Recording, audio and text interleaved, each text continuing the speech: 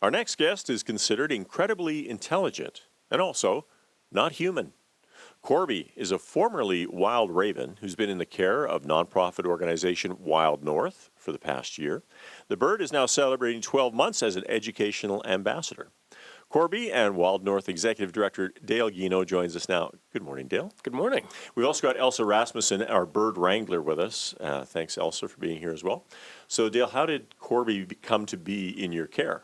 Yeah, so Corby has quite an interesting story. It was found by a very kind lady here in Edmonton, and they unfortunately found its sibling deceased. So it was an orphaned baby, no parents around. Okay. And this very nice lady took it into her home, and she began to care for the bird.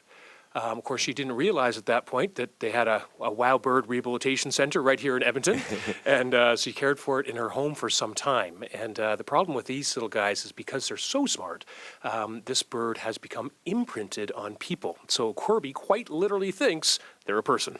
Okay, so how challenging then was it when you took Corby into your care and just had to realize that, okay, Corby's going to be with us now, right? Yeah, it was interesting because around the same time we had two other ravens at the same age, right, and we mixed the three of them together, and when you'd enter their enclosure, the other ravens would retreat from you, and Corby would come right at you, mouth agape, looking for food and smashing into your leg. So we knew at that point that there's just no hope for this poor bird being released back into the wild. Okay. We had to deal with our sort of provincial regulatory authority, and they gave us permission to hold on to Corby in captivity. So then what is Corby's role at Wild North now? So Corby's a great member of our team.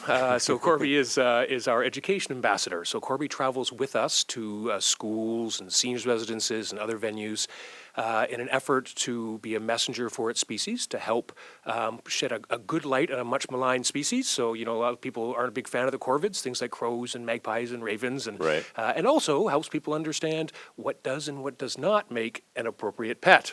And, how we would all rather see Corby in the wild where they belong. What was it like to take them and sort of get them to this point where they can interact? Now, obviously, Corby likes to interact with people, but, bringing it into an educational setting, you want Corby to be well-behaved, right? Yeah, ravens are incredibly intelligent animals. And, we scientists use a brain to body weight ratio to determine how great creatures are. Right. Of mammals, we have the largest brain in relation to our body. Magpies, same family as ravens, have the largest brain in relation to their body weight of any animal on the planet. So ravens incredibly intelligent. So they like to get out, they need enrichment, they like to be social, and Corby does really well in their job teaching people. Corby's been knocking on his cage yes, or their cage from the get-go here. Should we take sure, him out and have a look let's have a see look. how things go? Well, and did you notice how well-behaved Corby is? Because as soon as we started the interview, other than right now, has been relatively silent. Corby was just letting the interview happen. Yeah, so Elsa is helping Dale get Corby out, and they are being very vocal now. Yeah, they are. And I guess saying good morning. That is the way it goes usually. Yes. Oh, wow. Look at the size of the, wow. Yeah, so people are always surprised at their size. Oh, my goodness. Yeah. Dale, we were speaking out in the hallway, and I was saying how I lived in the north for quite some years. So a raven is something I saw all the time. Now, give us an idea for the size of Corby, too, for those that are obviously just tuning in on the radio. Yeah, so ravens are huge birds. They're huge. So Corby has about a 4-foot wingspan, stands almost 2 feet in length, and so, relative to other birds, about the size of a large hawk. So much larger than their counterparts, the crows. They're a much smaller creature. Whoa, but not very heavy. I don't know if you heard us talking about this in the hallway, Mark. Because birds are, very light bones, so only... About a kilogram. That's a it. kilogram. Really? Yeah, surprisingly light, right? So when you bring him into an educational setting with all the kids and that sort of thing, what does Corby want to do? And does he interact with the kids? Corby's doing some fun things right now. Not having the benefit of its parents around, we've taken over training Corby how to fly. Really? And so in recent months, we've got Corby flying freely and returning to the glove. So like we can go in the out of doors and outside, but also when we're in talking with students in a gymnasium, and of course the kids delight in seeing a bird fly around, and it's great enrichment. The bird gets as much freedom as we can provide, and it's a lot of fun. So you've been around these birds for a long, long time, but has anything surprised you about having Corby around for the last year that you've learned? You know, I'm a falconer. I've been working with trained birds of prey for 30 years.